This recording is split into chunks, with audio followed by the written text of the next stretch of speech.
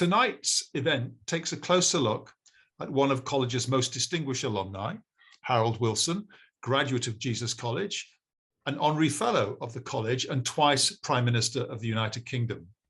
And we're delighted that Harold's son Robin is able to join us for tonight's event. It's fantastic to have his and his wife Joy's support of college, and we're always delighted to honour his father's name. Our speaker tonight is one of our very own fellows, Dr. Matt Williams.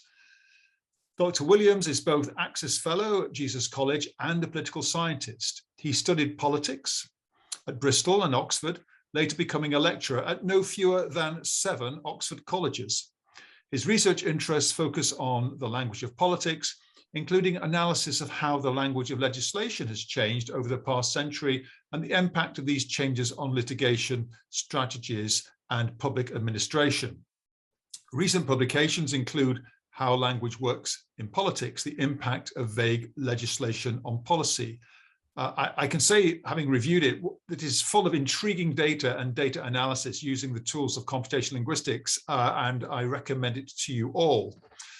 In addition, as Access Fellow, he's currently working with our development office on an exciting new endeavour entitled the Jesus College Shakespeare Project, and that's going to be presenting abridged versions of Shakespeare's plays and outreach activities for students at Oxfordshire schools. So tonight, Matt will talk to us about Harold Wilson and the Prime Ministerial Pantheon. And as usual, Matt will talk for about 45 minutes, and I'll chair a Q&A session afterwards. Matt, over to you. Well, thank you very much indeed for that kind introduction, Nigel. And good evening, everyone. I hope you're keeping well. Thank you very much for turning up. As Nigel said, I'm Matt Williams. I'm the Access Fellow. So most of my time is spent encouraging underrepresented individuals and communities to think about making competitive applications to Oxford. But I also teach a bit of politics for the college, including today when I was teaching a tutorial about Harold Wilson in his staircase that he had a bedroom in to some undergraduates. So it feels very present to me. I'd like to start with some quick acknowledgements to Robin and Joy Wilson, who were very generous with their time and photographs, which form the predominant basis of the slides that I'll be presenting. So I'm extremely grateful to them for their kindness and support in that regard. Also, our archivist, Robin Darwell-Smith, and our librarian, Owen McKnight, were very helpful indeed in setting up this, event, and of course the development team who actually administer all of these events. So thank you to everyone who's involved. So here we go. Here is Harold Wilson when he was an undergraduate at Jesus College. This is him photographed in June 1937. Now, I should just preface briefly that my approach to political science, as Nigel was suggesting, is more quantitative. I tend to take big pictures and try and, I don't know, delimit human beings to awful numbers and statistics. So I'm one of those political scientists. I'm not the sort of nitty-gritty qualitative political historians. So I'm not necessarily inclined towards giving you a blow-by-blow account of Harold Wilson's life or premiership. I would rather try and situate him relative to the other prime ministers that have held the office of First Lord of the Treasury, of which there have been 55, we think, although there's some dispute to that. So that's my approach tonight, is to have a slightly sort of comparative approach. And I think in terms of sort of trying to situate Harold Wilson amidst the Prime Ministerial Pantheon, that Harold Wilson himself would approve, given that he literally wrote the book on comparing prime ministers with, as you can see, this title on the left, A Prime Minister on Prime Ministers.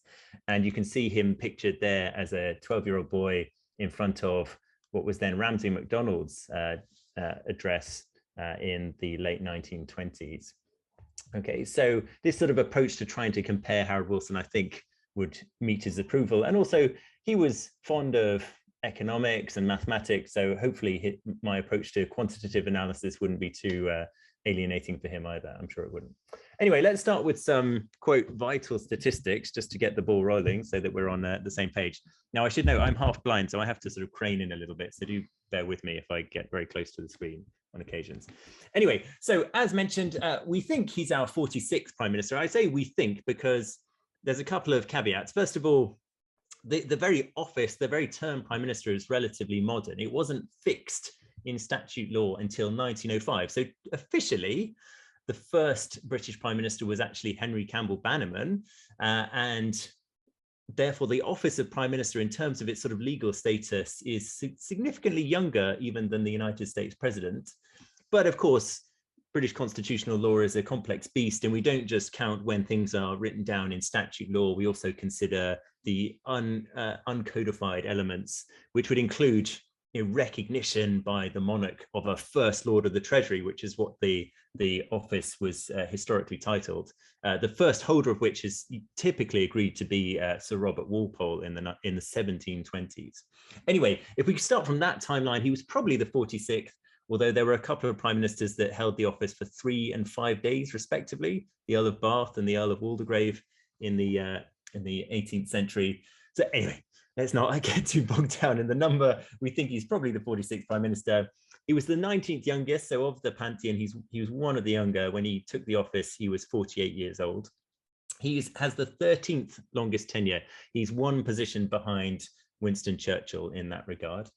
He actually led 4 government forming election victories, which is a record for a Labour prime minister, and is in fact astonishingly good for any prime minister of any hue.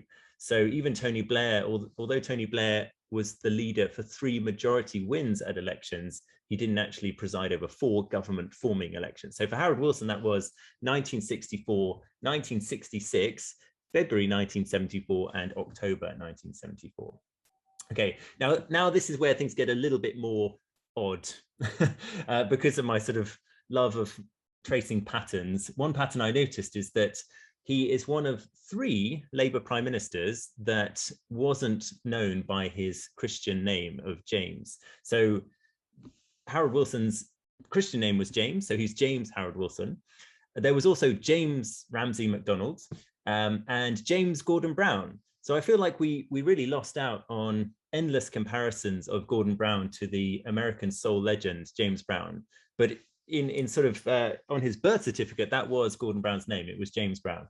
The only Labour prime minister that we have historically called James, Jim Callaghan, Jim or James was his middle name. So his real first name was Lionel. So we have this very odd pattern where 3 Labour prime ministers just didn't go with the first name that they were given and went with middle names. And the only one that did go with the James, that was his middle name as well. Anyway, that's just a completely bizarre coincidence. He is, as far as we can tell, the second prime minister that hails from West Yorkshire and Huddersfield specifically, H.H. Asquith being the other, although Asquith was technically born in Morley, but is usually sort of said to have grown up in Huddersfield. Now, this is another odd pattern that I noticed.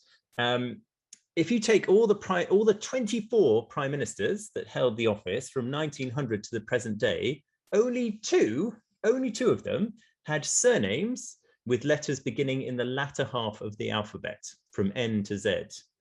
Now, this is going to sound like a particularly uninteresting niche fact, but only Harold Wilson and Margaret Thatcher had such surnames. And the reason that is of any interest is because there have been some surveys done that suggest that people with surnames lower down the alphabetical pecking order perhaps would have been sat further at the back of classes, perhaps would have had their application forms read later than others. And so that might have had an influence on their career trajectories. But actually, when you look at the pantheon of 20th century prime ministers, there's a lot that have letters from A to M. So it's Attlee, it's Asquith, it's Blair, it's Brown, it's Campbell Bannerman, it's Cecil, it's Balfour, it's Baldwin, you get the picture. Anyway, so one of only 2 prime ministers. If you had a random letter generator, you wouldn't get that pattern, where 2 out of 24 had letters in the latter half of the alphabets. Anyway, he's also the first ever prime minister to have studied PPE. So PPE, philosophy, politics and economics, is the degree that I teach for predominantly, and he was the first ever. So this degree is now taken as almost synonymous as training future prime ministers. There've actually only been 3 prime ministers that took PPE. That was Harold Wilson, first of all, then Ted Heath, and then David Cameron. But Harold Wilson was the first of the bunch. There have, of course, been many other senior politicians to have studied the degree, but he was the first to reach the apex of British politics with that qualification. He's also, and this is a slightly contestable point, but I would argue he was the last prime minister to retire on his own terms in the time that he wished to retire. And we'll get into that a little bit more later. And finally, and of most relevance to us this evening, he was the first ever Jesus College Prime Minister. And I'm sure we will have many more in the future. But for, in all seriousness, that means that Jesus College, relatively small Oxford College by historic standards, has this accolade that New College does not have, that Magdalen College does not have, that Merton College does not have. So having a past Prime Minister is, I would say, something that marks us as part of a relatively elite group of colleges. Okay, so let us move along a little bit. Now, when it comes to comparing prime ministers, we need to have a think about some of their core attributes. Now, here's a photo of Harold Wilson post-war when he took a job in the Attlee government. He was elected in 1945, and he was made a member of the government almost immediately. So he didn't spend time as a backbencher, and he had a variety of jobs in the Ministry of Works, and ultimately as the Secretary for Trade and Development. Now, what sort of skills does it take to be a prime minister? So if we're trying to compare the pantheon of prime ministers, what does it take to be a prime minister? Well, one thing to note is that prime ministerial powers are not terribly clearly defined. A little bit like the US presidency has a disconcertingly terse section, Article 2 of the United States Constitution, which doesn't really say much about what presidents can do, but only really tells us how they get elected. Prime ministerial power is similarly vaguely defined in British politics. The office has a number of titles. The historic one is First Lord of the Treasury. More modern title is Minister of the Civil Service, which perhaps gets at the heart of the true power of the Prime Minister. The Prime Minister has ultimate bureaucratic reshaping capability. In other words, a prime minister can create new government departments, can have them staffed, can determine which ministers will sit in them. And that's not an inconsequential power. Again, other chief executives around the world would be quite jealous of the ability to just hire and fire at will, and indeed to carve out new aspects of the bureaucratic infrastructure with the flick of a pen. That's not something that can happen in the United States, for example. It's not something that can happen easily in other countries either. So that, I suppose, is one of the core powers. And that is, in fact, derived from the royal prerogative. So we say that it's a prerogative power, similar to powers of war and peace and of diplomacy. These powers are not codified in a constitutional document, but they are assumed. In some cases, they are merely conventional. And that means that the individual prime minister can actually breathe a lot of life into the office. They can shape it to their particular capabilities or their particular ambitions. And they are not much constrained by constitutional law. They are constrained by public perceptions and public expectations, but they can still have quite a significant capacity to shape that which is around them. Okay, so some of the core personal characteristics that we would associate with prime ministers would include resilience, right? I mean, it's an incredibly demanding job. The UK is still a relatively powerful country. It has therefore alliances and connections with all sorts of other nations around the world. Just today, the Foreign Office was negotiating over the imprisonment of Nazanin Zaghari Ratcliffe in Iran. So individuals of high office have to be capable of dealing with events, dear boy, as Harold Macmillan would have said. They also need to be the captain of a team.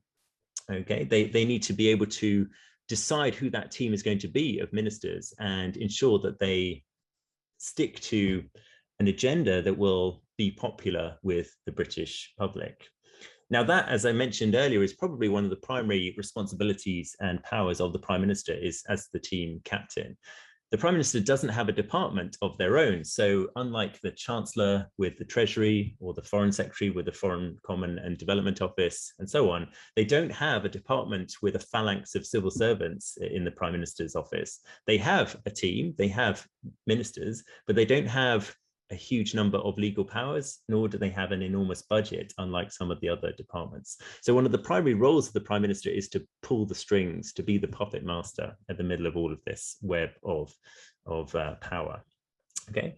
They also, as a consequence of the structural forces surrounding them and the team captaincy role, they have to be, as individuals, quite intelligent. They have to be capable of solving problems with a degree of intellectual flexibility. I would argue also that a degree of emotional intelligence is increasingly required, especially in the media-dominated age that we live in, that prime ministers have to have a sense of how they are perceived, and they have to have the capacity to empathize and to represent the grievances and wishes of their constituents. And finally, they need to have a sense more generally about about their image and how they are going to manage their future legacy, something which has gained a degree of sort of contemporary pertinence. Let's leave it at that for now. But you know, the Prime Minister has to be careful as to how they are interpreted, if you like, by the voting public. Okay, so I will go through these points in turn to try and compare Harold Wilson to the other holders of the highest office in the land. So let's start off with resilience. So here we can see the former Prime Minister with Lyndon Johnson. Johnson, in his sort of fairly characteristic pose, trying to glower, craning in over subjects. Johnson was said to have a technique called the hairdryer, where he would scream so loudly in the faces of the people he was talking with that it felt like they were having their hair blow dried. He was, of course, an incredibly forceful individual, and perhaps one of the most notably resilient things that Harold Wilson did was not commit British forces to the war in Vietnam. He did give public proclamations of support for the American initiative, but that was as far as it went. There was no embroilment of British forces in that ultimately disastrous conflict. But more generally, if we think about the 1960s and situate it in a bigger history, an American historian has quite usefully described the entire post-war period, the Cold War, as the War of the British Succession. So to try and align it with other similarly named eras of conflict, like the War of the Austrian Succession and the War of the Spanish Succession, this historian, Walter Russell Mead, says, well, the Cold War could be better off understood as the War of the British Succession, that the British Empire was imploding as a consequence of what John Maynard Keynes called the financial Dunkirk that was the Second World War. Britain could not sustain its military and economic position around the world. And as the vacuum of the British Empire receding was created, in flowed other new superpowers. And this created an awful lot of policy problems for successive prime ministers in the post-war period, because they were effectively managing decline. That's a magnificently difficult thing to achieve. And I think some credit is due to all of the holders of this office, because they had to try and deal with public expectations that were up here and reality that was down here, and they had to manage us smoothly down to that new position. If you want to get a sense of how other countries tried to manage the same degree of gradual ebbing of their faculties, you need look no further than France, that in 1958 had an armed military coup leading to the creation of the Fifth Republic. So this is very serious. You know, other countries that were similarly dealing with decolonization, the end of their empires, the recalibration of their global position, dealt with it, in simple terms, much worse. And the fact that there were these leaders that were capable of orchestrating this dance in a way that Britain could get used to not being an empire anymore is impressive, given that there wasn't complete societal breakdown, which is not at all inconceivable. There were nonetheless, of course, some extreme pressures laid on prime ministers, and a degree of resilience was absolutely essential. One of the earliest problems that was faced by Harold Wilson and his chancellor, Jim Callaghan, was the devaluation crisis. So that the currency in those days was fixed in its exchange rate against the dollar as part of what's known as the Bretton Woods arrangement. And the pound was in simple terms overvalued. And so it was putting all sorts of pressure on inflationary pressures, and it was making it difficult to retain this basically arbitrary value of the pound. So this was in part because of spending by the Conservative government that had been outgoing under Alec Douglas-Home. So there was pressure on the government to immediately devalue in order to just allow for a recovery towards the end of the 1960s. But Jim Callaghan and Harold Wilson were both reluctant to do so because they didn't want to devalue the pound in people's pockets, but they also didn't want Labour to be associated with devaluation as a policy approach, because that's something that had happened during the Attlee years and had had a major impact on that government as well. But the point is that even from day one, they were facing a major sustained crisis. And this had all sorts of consequences for the sort of policies that they could pursue. It meant that they had to delay things like raising the school leaving age and funding the rollout of comprehensive education, because they had to sustain the value, the artificially high value of sterling, much against their wishes and interests, but somewhat sort of imposed on them by this geopolitical context that was beyond their control. We've already mentioned Vietnam briefly, but that just thinking sort of more generally about the geopolitical situation that Britain was in the Cold War, of course, aligned to America, but needing to take care not to just get sucked into the gravity of the United States and its wars around the world. And under the Wilson governments, taking a notably moral stance against certain aspects of decolonization within the old British Empire, including the Universal Declaration of Independence made by Ian Smith in what was Southern Rhodesia and is now Zimbabwe, to sort of make a firm stand against white racists taking power away from Black Africans, which was ahead of its time and certainly in stark contrast to the decolonization policies of other continental European countries. There was also, of course, just day-to-day domestic horrors such as the Aberfan disaster, where a coal slurry flowed into the town of Aberfan in Wales and killed 116 children, 28 adults, just a complete tragedy. Again, individuals that cannot deal with that sort of degree of emotional stress would simply fail in the office. And therefore, I can happily, hand on heart, say there is no chance I could be a prime minister. Absolutely no chance. I have no aspiration to hold the office because I just could not cope. I could not cope with something quite so horrifying. But that is part of the job, and it's astonishing that so many people want to do it, to be honest. But it takes extraordinary skill. Okay, I'm gonna move a little bit faster, but we can also think about industrial relations problems in the 1960s and 1970s. A notable example of which was the Siemens strike, which happened relatively early in Harold Wilson's government in 1966, which was dealt with through relatively robust measures, including emergency powers. We also start to see the start of the Troubles in Northern Ireland with the beginning of civil rights marches in Catholic communities. This flares up much more in the 1970s, but it's very much a policy and domestic problem in the 1960s as well. And as we go into the 1970s, Scottish nationalism starts to become a viable force in British politics, and indeed contributes to the downfall of the Callaghan government in a vote of no confidence in 1979. And just to sort of make it clear that we should be focused on the structures, not just the agency. In other words, the big historical forces, not just the individual actors. There's an awful lot that's going on in this period that's really nothing to do with Harold Wilson, that happens outside of his times in government, such as the OPEC crisis that led to a quadrupling of the oil price under the Ted Heath government, during the Ted Heath government. The 3-day week, which again was something that happened while Heath was in Downing Street and in fact led to his downfall. The IMF crisis, where the UK sought an enormous loan from the International Monetary Fund, which was under James Callaghan's government. And then finally, the winter of discontent at near the end of the James Callaghan period in government.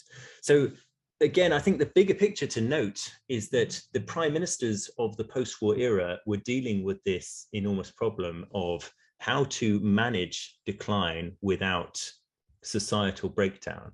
Anthony Eden faced it with the Suez Crisis. Harold Macmillan faced it with the Winds of Change speech.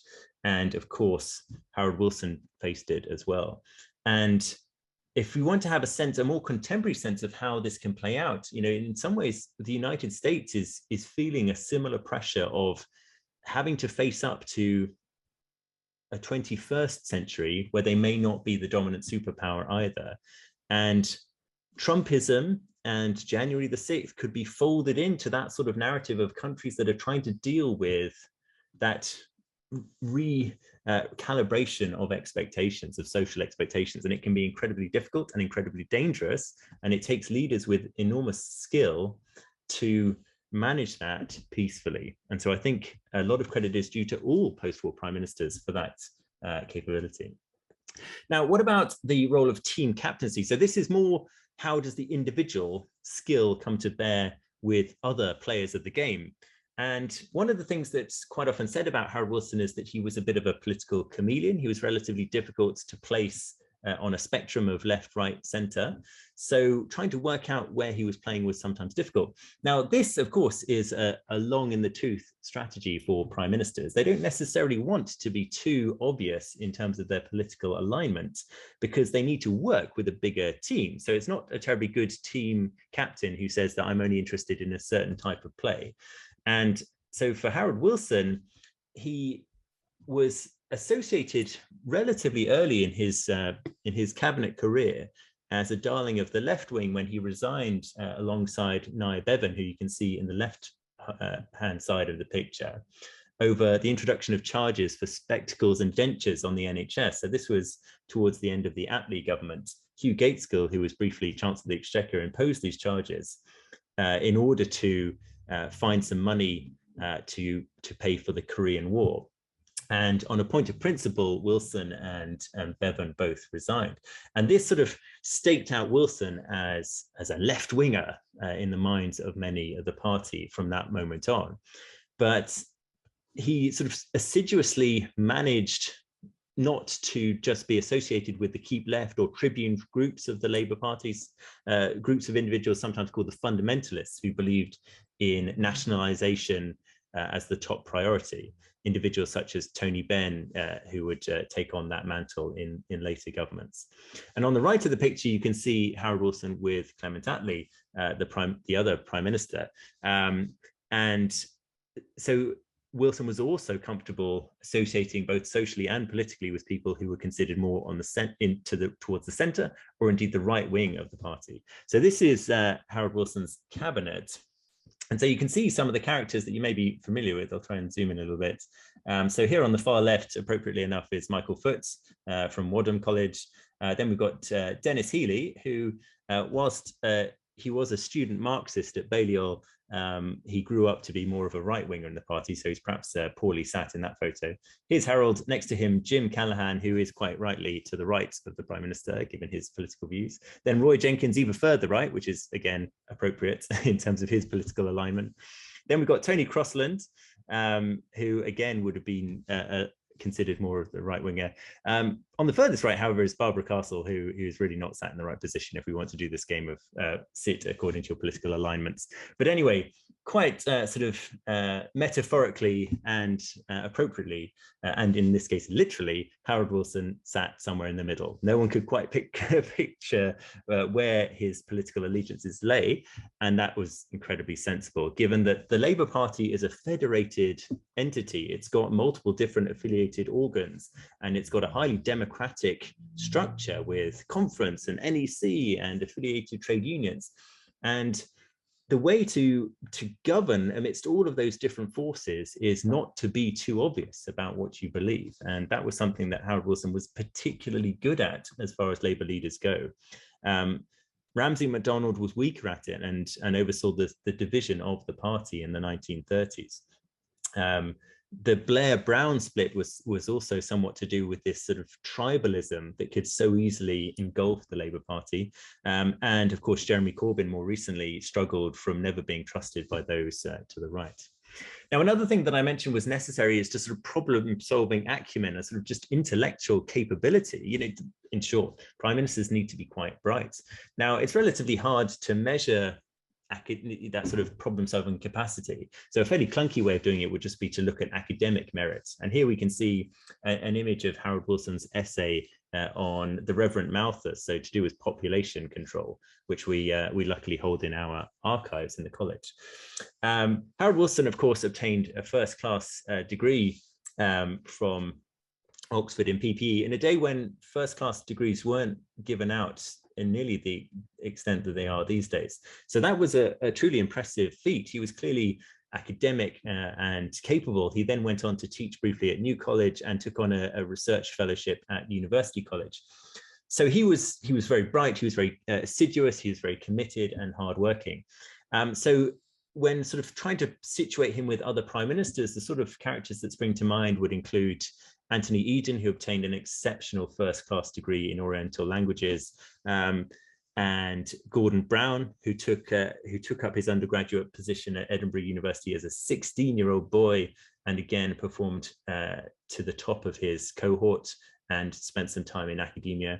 Even William Gladstone was very academic. He wrote a book on why the ancient Greeks didn't have a word for the color blue, interestingly, and he helped design the shelving system for the Bodleian Library, which is why, coincidentally, the Gladstone link is so named, because the shelving there was designed by the late Prime Minister. Slightly random fact, but anyway, so we've had some prime ministers with extraordinary sort of academic capability, and I would absolutely put Harold Wilson in that mix.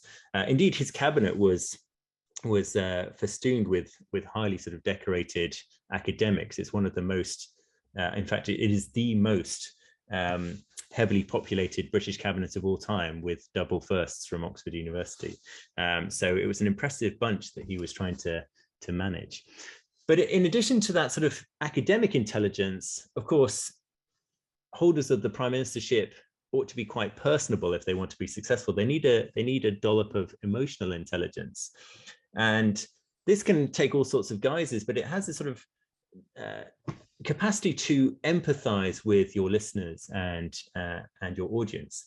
The desire to represent their grievances, even if you don't descriptively represent them, even if you are not like your audience, you have a desire to get into their skin, to understand what they are going through. As I mentioned earlier, with regards to the devaluation crisis, Harold Wilson clearly explicitly said, I don't want to devalue the pound in people's pockets. I don't want to make my constituents worse off through my own actions. So he was clearly concerned with the possible effects of public policy. And more generally, he sort of had this sense of feeding people's hopes and aspirations. Remember, we were talking about this sort of relatively, I would say, sort of almost terrifying period where Britain's future was in some doubt, that its competitiveness relative to the rest of the world was slipping very fast. It was losing its position in the world and struggling to identify a new role. And amidst all of that, Harold Wilson came up with this famous white heat of scientific revolution. So really sort of hopeful push for a new direction for Britain that would be founded on excellent and widely accessible education, which is something that I will come to a bit later. So he had this sort of sense of managing people's hopes and dreams, which is exceptionally important. It's something that really not all prime ministers are actually that good at. They're not terribly empathetic. They don't necessarily have that sort of sense of, what do people fear? What do they want? What do they need me to say for their day to be a little bit better? And I get the sense that Harold Wilson was exceptionally gifted at this, and it's not a skill to be dismissed too lightly. I mean, one example that that was mentioned by Robin and Joy Wilson was that, which I found really interesting, was that Harold Wilson insisted that Stanley Matthews be given a knighthood. Now, this was unusual that footballers be given such honours, whereas in the past it would have been given to cricketers. it was seen as, not the sort of thing that you would give to someone who played a working class sport like football. But that sort of shows what I'm talking about.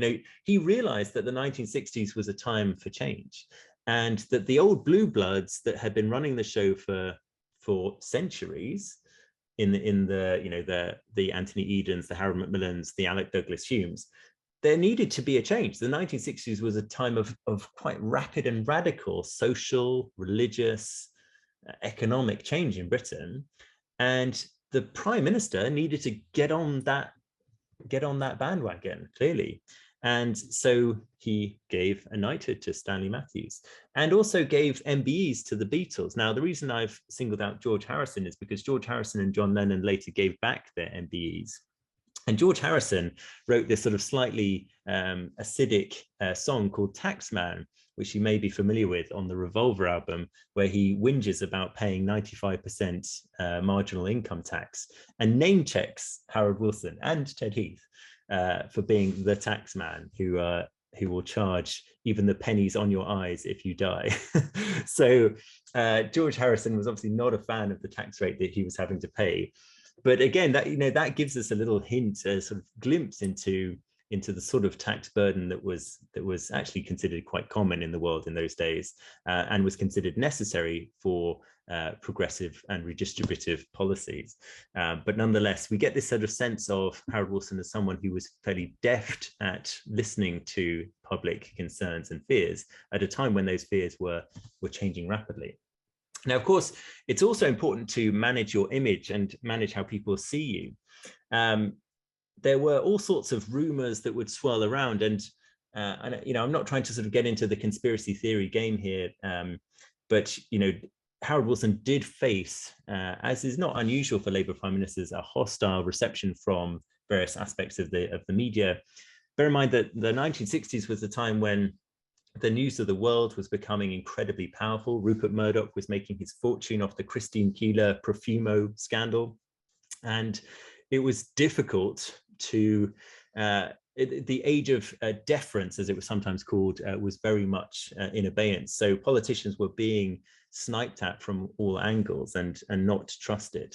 And so the various things about Harold Wilson's life that were grist to this rumor mill, perhaps the most notorious of which included that he might have been a KGB spy, which was fed by the fact that he spent some time working in Moscow after Oxford. This was further corroborated by the book Spycatcher that was published during the Thatcher years, where a former chief of technology for MI5 suggested that Harold Wilson was targeted for being a KGB spy at the head of British government. There's not a shred of evidence to suggest that there is anything underpinning this rumor. It's just one of those things about the 1960s. Presumably, there's slight hysteria about spies in our midst, and the fact that he was a relatively unusual Labour prime minister amidst a lot of Conservatives may have put a mark on his back. Anyway, there was also suggestions that Harold Wilson was conducting spying on his own colleagues as well, using former Army Colonel George Wigg. Again, a lot of this was probably to do with the paranoia of those individual colleagues in the cabinet rather than anything substantive. And quite a lot of these stories have been spun out into almost gospel truths, but the academic in me is always very suspicious about these sort of rumors that start to then take on a life of their own. You may be familiar with the so-called Lavender List. This was the list of honors that were given out at Harold Wilson's retirement or resignation honors, that were written on a piece of lavender paper, according to Joe Haynes, one of the press secretaries in Downing Street. And the implication was that the person that had drafted the list, Marcia Williams, who was a long-time colleague of Harold Wilson, had effectively written the list herself and had written in a lot of people who were not necessarily appropriate for honours. But again, there's not a shred of evidence, and indeed Joe Haynes quickly retracted his allegations. But it's one of those things that once it's out there, once the genie's out of the bottle, it's often difficult to put them back in. And there's an old adage that all political careers end in failure. In fact, that's an adage that was coined by Enoch Powell at around this time. But actually, Harold Wilson does buck this trend, right? So here he is inviting the Queen to Downing Street, which is an incredibly rare honor. Only Winston Churchill was afforded a similar honor at his retirement. So Harold Wilson clearly got on very well with the Queen, and of course took the full honors of knighthood of the Garter, as you can see on the left here, him being inducted into the Garter at St George's Chapel, and on the right, of course, our own chapel with the Garter banner hanging proudly above. If you think of the successors to Harold Wilson, we've got James Callaghan, or Ted Heath, who lost an election, James Callaghan, who lost a motion of confidence and then an election, Margaret Thatcher, who was stabbed in the back by Michael Heseltine and then stabbed in the front and the side by all the rest of the cabinet. Then you had John Major, who lost an election. Then you had Tony Blair, who was effectively forced out by Gordon Brown. Then you had Gordon Brown, who lost an election. Then you had David Cameron, who lost a referendum. And then you had Theresa May, who lost an election and got forced out by her party. And now you've got Boris, and well, we'll see about that. We can speculate as to how long he might last, or whether his political career will end in successful failure. But I don't think it's a frivolous point to note that Harold Wilson is literally the last prime minister that I can think of who really left office on his own terms, and that's not an insignificant achievement. And the longer term legacy of Harold Wilson seems to be rising. His stock is rising quite rapidly, and this is quite an interesting sort of photo in regards to the sort of the literal and metaphorical stature of these two prime ministers in this photo. I think there's been some revisionist histories of the Wilson years, which were in need because, of course, there's a great deal that those years have gifted the modern world. And this is where, if I may, I'd like to sort of bring in a note of expressionism. In other words, what does Harold Wilson mean to me? What do I think of Harold Wilson? This is quite a sort of solipsistic approach, but I think it's interesting to think on expressionism. And this portrait by Ruskin Spear from the National Portrait Gallery seems quite appropriate in considering the expressionistic elements of this prime minister. In other words, not the fact, but the feels, if you like. So what does Harold Wilson mean to me? Well, I work in Access. I'm encouraging young people from underrepresented backgrounds to come and make competitive applications to universities like Oxford. So when I passed his portrait in the dining hall, I proudly pointed out, and I say, this is a man who created Europe's and the UK's largest university in the Open University, and also expanded university education more broadly in the 1960s, who pushed for improvements to comprehensive education, who oversaw various other social liberalization that we just could not conceive of in the 20th century, such as the Race Relations Act of 1965 and 1968, which made it illegal to discriminate against people on the basis of their race in jobs, in employment, in services.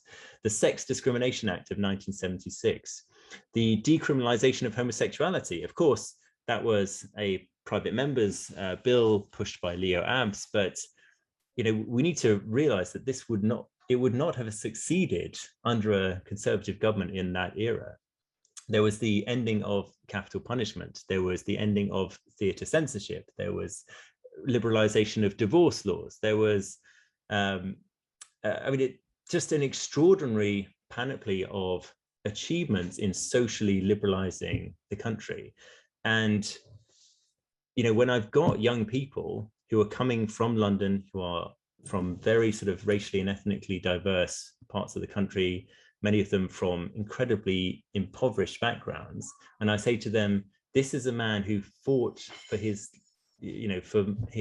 political career to widen educational opportunities to everyone, regardless of their skin color, regardless of their background. It's a source of immense pride to me. And I think something that the college rightly celebrates in him. And it means that, again, thinking about the Prime Ministerial Pantheon, he's an unusual character insofar as he is proudly claimed by more than one Oxford college. He, of course, has a portrait in University College as well, where he's claimed as a former junior research fellow. Not many individuals, let alone prime ministers, are claimed by multiple Oxford colleges. The others I can think of would include Lawrence of Arabia, who's claimed by Jesus College and All Souls, and Christopher Wren, who's claimed by Wadham College and All Souls. But for my colleagues at Brasenose who work in similar access roles, they sort of sheepishly walk past the plaque that is fairly well hidden that describes the fact that David Cameron was once a student there. And so it's one of those things where I don't have a shred of a doubt that we need to celebrate this alumnus because of how much he means to my own job, which would be basically impossible without those periods of government and that epoch-changing social reform that it led to. So that's my personal view. Obviously, as ever, in Oxford, I am open-minded and very keen to hear your views and your questions. But thank you ever so much for listening, and I hope to hear from as many of you as possible. Thank you. Well, thank you very much, Matt. That was a really fascinating review of the many aspects of Harold Wilson and his extraordinary effect and impact on our political and social life. I would love to hear perhaps from colleagues on any comments or questions on that. I can see Robin and Joy have revealed themselves on camera. I'd be very interested perhaps to hear from them a sense of response. Well, we found it fascinating, didn't we? And, yeah. Because it said all sorts of things in a rather different way from the ones that we usually hear. It was a great pleasure to meet you over lunch and to share our views with you. And thank you very much for using so many of our photographs. Oh, thank you. Kind of a fascinating talk. Do you want to say? What amazed me was the undergraduate picture of Harold, obviously from the Jesus Record or something like that. Yeah. And we have a grandson who looks awfully like him.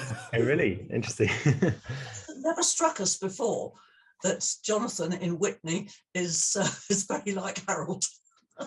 I have to apologise as I have actually a music rehearsal tonight, so I'm going to have to disappear. So I'm going to leave Joy in charge of things. So thank you very much. Thank you. That's wonderful. Thank you. Questions perhaps from members of the audience, just either post them in the chat or raise a hand and I'll unmute you or you mute yourself and ask the question. Perhaps I could just take chair's privilege and just reflect on this really interesting aspect of the skill of managing succession or decline, which is not something people would necessarily kind of recognize as just an extraordinary accomplishment.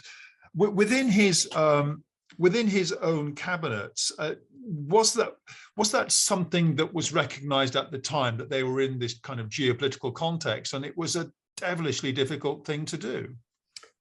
I think so, yes. I mean, it's always difficult to know precisely what was going through the minds of individual politicians, but we do have some useful sources. So Dick Crossman, who was a member of the 1960s government, wrote quite detailed diaries. The problem, of course, with personal diaries is that they're written by an individual who has their own spin on things, and so he didn't necessarily agree with all or indeed any of the things that were going on at the time. Tony Benn is perhaps the more famous diarist of the time as well, who gives us a lot of information. Tony Benn, of course, was quite confident that there was a solution to all of these crises, but his solution was nationalize the top 25 FTSE 100 companies and basically pull up the drawbridge, pull out of Europe, pull out of the IMF, pull out of everything. So he was very confident that the sort of crisis, what crisis? But many other members of the cabinet, I'm sure, were conscious that this was an incredibly difficult tightrope walk to manage. Thank you. Thank you. Other questions? Yes, Glenn, yes. I had the privilege to interview Harold Wilson many times during his prime ministership. He had the reputation of being very devious. My view was that he was not devious, but calculating. And he thought every problem through multiple times. And he could make speeches which pointed in many different directions. Because of his calculations, they didn't really want to be necessarily understood very clearly. But it was I don't think he was devious. In fact, he was a very kind man, and he didn't like sacking his ministers. Mm. Yeah, that notion of deviousness has stuck around.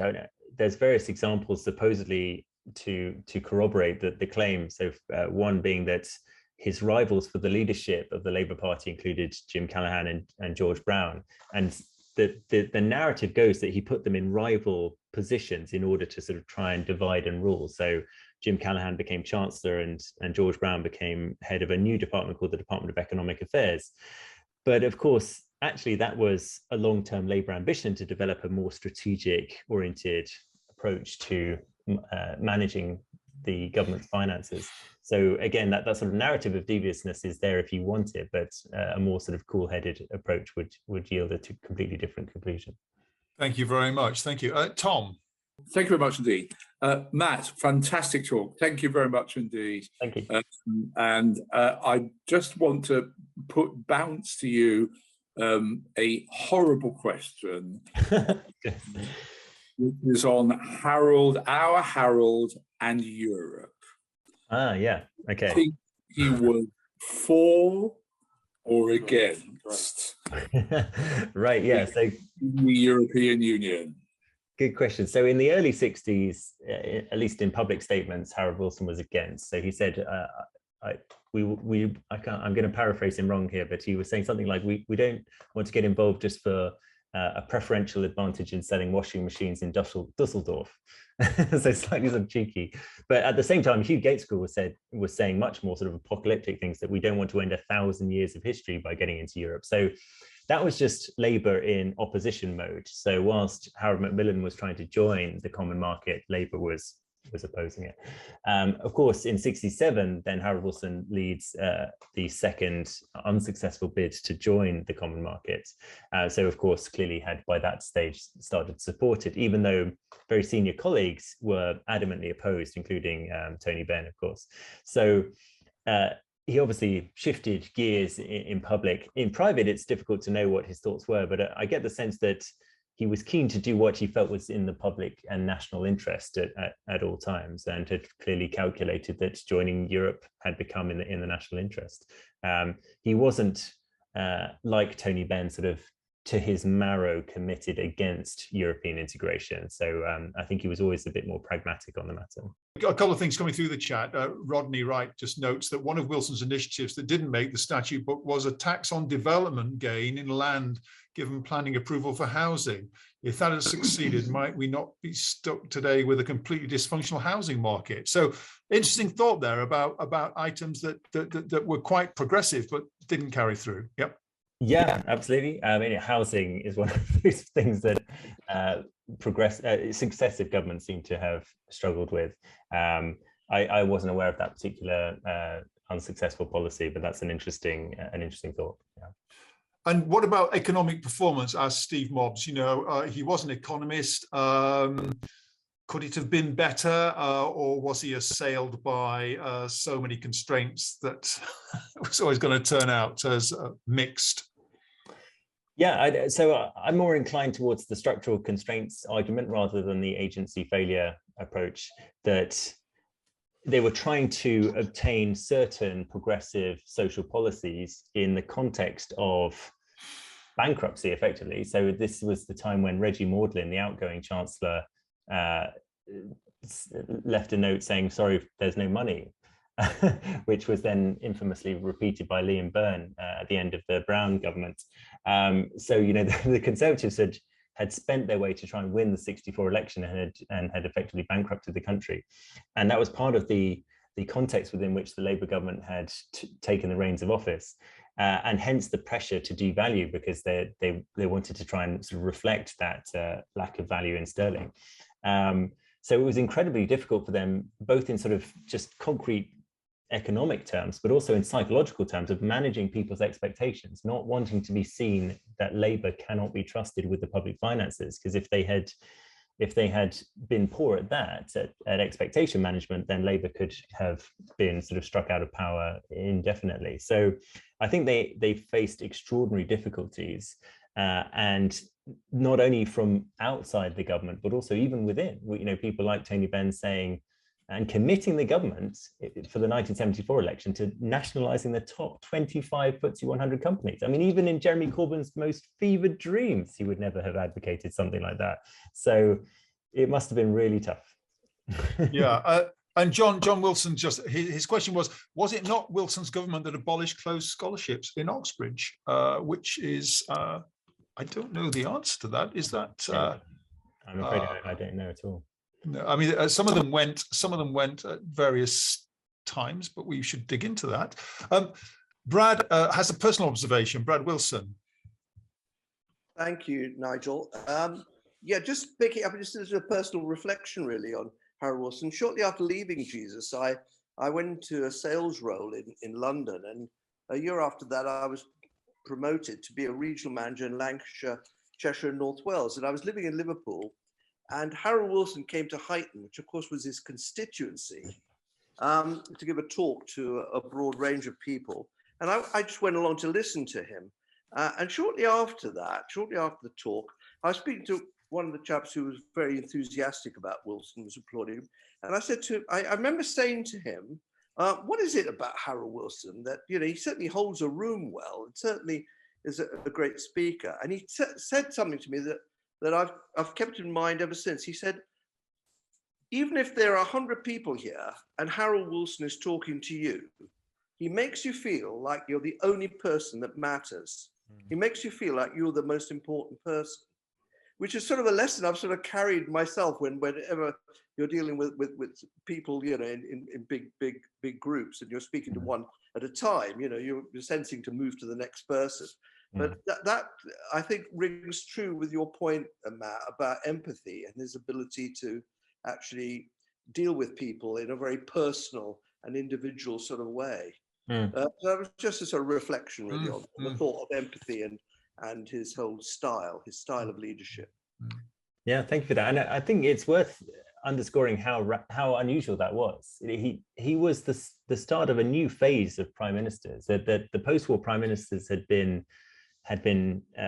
Churchill, Eden, Macmillan, Douglas Hume, you know, proper aristocrats, not just sort of minor aristocrats, proper full-blown aristocrats. You know, Harold Macmillan was related by blood to half of his cabinet.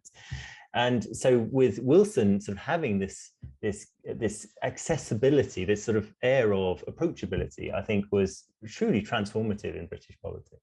Yeah, and we'll take a few more questions. I just note I'm picking these off the chat. Just very interestingly, one was, of course, what about his promotion of women? We had Barbara Castle and Marcia et al. But I mean, what's the thoughts on this? It really was notable, just the lack of women in a cabinet compared to what you would see now. Yeah.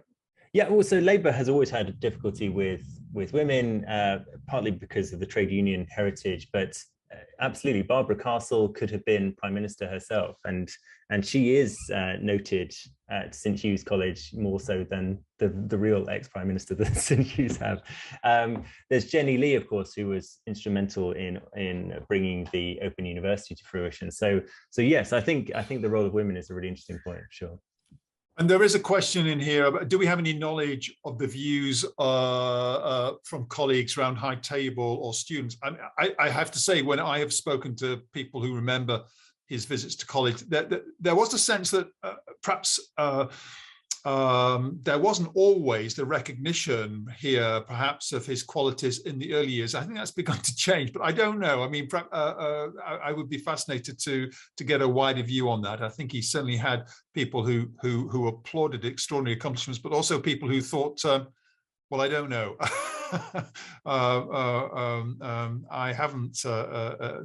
And the issue around decline, did he resign because he sensed the beginning of his own decline? I think there is a sense in which there was a recognition that you had to probably be at the top of your game all the time. And I think that what I have heard is extraordinarily kind treatment in that regard by friends and colleagues around him. But do we know anything about that, Matt? No, we don't know enough. And there's lots of insinuations that there may have been some sort of mental decline. There's all sorts of inferences about potential neurological failures, but we just don't have any evidence for it. And it's one of those things that academia needs. Joy, I see. Yes, Joy. Yes.